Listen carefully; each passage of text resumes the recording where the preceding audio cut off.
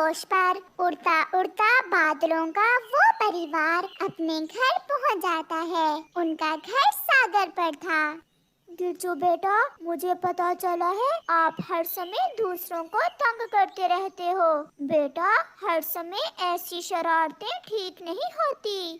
क्या है गिरजू के पापा, आप भी ना हर समय मेरे छोटे से बेटे के पीछे ही पड़े रहते हो। मम्मा, मैंने अपने पानी से एक तितली का पंख ही तोड़ा था और क्या किया था जो पापा मुझे इतना डांट रहे हैं। पालकी बादल उनके घर आती है। सुन ले, मैं आखिरी बार बता रही हूँ, अगर फिर कभी तुम्हारा बेटा हमारे घर की तरफ आया तो मैं इसे छोड़ूंगी नहीं। इतना चला क्यों रही हो, सीधे से बताओ हुआ क्या है। मेरा बेटा अपने घर के बाहर बैठा हुआ अपना भोजन खा रहा था कि तुम्हारा गिरजू पीछे से आकर इतने जोर से गरजा कि मेरे बेटे का भोजन नीचे गिर गया और मेरा बेटा अभी तक डरा हुआ है। ये सुनकर मम्मा बादल हंसने लग जाती है। तो इसमें मेरे गिरजू का क्या दोष है? तुम्हारा बेटा है ही डरपोक। चल भाग यहाँ से, बड़ी आई मेरे बेटे की शिकायत लगाने वाली। पालकी चुप करके वहाँ से चली जाती है। दूसरे रोज मम्मा बादल और पापा बादल अपने घर में सोए हुए थे कि उनके घर के दरवाजे पर दस्तक होती है। राजू बादल ने भेजा है, पच्छम वाले जंगल में बरसात करने जाना है, जल्दी चलें। हम अभी अभी सोए थे और तुमने आकर हमारी नींद खराब कर दी। मुझे राजा बादल जी ने भेजा है, मैं खुद से नहीं आया। काली राजा का संदेश है, हमें मानना ही होगा। गिरजू बेटा, आप घर में ही रहें और हम पच्छम वाले जंगल में जा रहे हैं। फिर मम्मा बादल और पापा बादल दूसरे बादलों के साथ चले जाते हैं।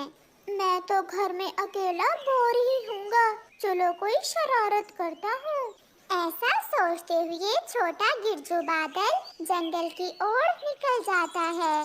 चिड़िया नदी के पास बैठी अपने बेटे के साथ खिचड़ी बना रही थी। मिल गई, मुझे शरारत मिल गई। फिर गिरजू बादल तुरंत चिड़िया की हंडिया के ऊपर जाकर बरसात शुरू करता है और चिड़िया की आग बुझा देता है और भाग जाता है। ये गिरजू ही होगा, आज फिर वो अकेला होगा घर में और हमें तंग करने आ गया है। मम्मा, ये गिरजू हर समय दूसरों को तंग क्यों करता है? बेटा, गिरजू अभी छोटा है, उसका कोई दोष नहीं है। उसके मम्मा पापा उसे समझाते नहीं है। मम्मा, आप देखना, एक ना एक दिन गिरजू को शरारत की सजा जरूर मिलेगी। अपने मम्मा पापा के आने से पहले पहले गिरजू घर जाकर सो जाता है। मम्मा बादल और पापा बादल भी पच्छम वाले जंगल में बरसात करके वापस लौट आते हैं। गिरजू उठो, गिरजू देखो तो, मैं अपने बेटे के लिए ताजा ताजा नारियल लाई हूँ, इसे तोड़कर मीठा पानी पी लो। नारियल पानी? मेरी मम्मा बहुत अच्छी है। गिरजू के पापा, मैं तो थक गई हूँ, बहुत मुश्किल काम है हमारा और बदले में हमें मिलता क्या है? कुछ भी नहीं। हमें वो खुशी मिलती है जो किसी को नहीं मिलती, जब हम सूखे पेड़ पौधों के लिए जिंदगी की उम्मीद बनकर जाते हैं, जब हम पशु पक्षियों को पानी देते हैं। इस खुशी से क्या पेट भर जाता है हमारा? वो तो भला हो सागर का जो पानी हमें मुफ्त में दे देता है। अगर मुफ्त में पानी ना मिलता फिर तो हम कब के मर गए होते। ऐसे हर समय नाशुक्री की बातें ना किया करो। हमारे पास सब कुछ है, घर है, परिवार है, हमारी दोस्ती हवाओं से है, फूलों से, और क्या चाहिए तुम्हें? गिरजू गिरजू, चलो, आज पहाड़ों पर लाल माई के घर शादी है, चलो जाकर उन्हें तंग करते हैं। बिल्लू, जो गिरजू का शरारती दोस्त था, उसे बुलाने आता है। फिर तो बहुत मजा आएगा, चलो चलो जल्दी चलो। वो दोनों शरारती छोटे बादल पहाड़ों की दिशा में जाते हैं। मेरी बेटी, अपने घर जाकर अपने पति के घर को ही अपना घर समझना और अच्छे से चलना, और हाँ, जब लकड़ियाँ सूखी हो तो फिर धुआं ना निकालना, क्योंकि उसी आग को अच्छा समझा जाता है जो ज्यादा धुआं ना दे। मामा, परंतु मैं सोच रही हूँ कि अगर लकड़ियाँ गीली हो तो फिर मैं क्या करूँगी? लाली और पिंकी माँ बेटी बैठे ऐसे बातें कर रही थी कि जब गिरजू और उसका शरारती दोस्त आ जाता है। रुको रुको शरारती गिरजू, ऐसा ना करना, कहीं बरसात ना कर देना। मेरी बेटी की शादी है और बारात आने ही वाली है। हम कौन सा आपको तंग करने आए हैं, हम तो केवल बरसात करेंगे।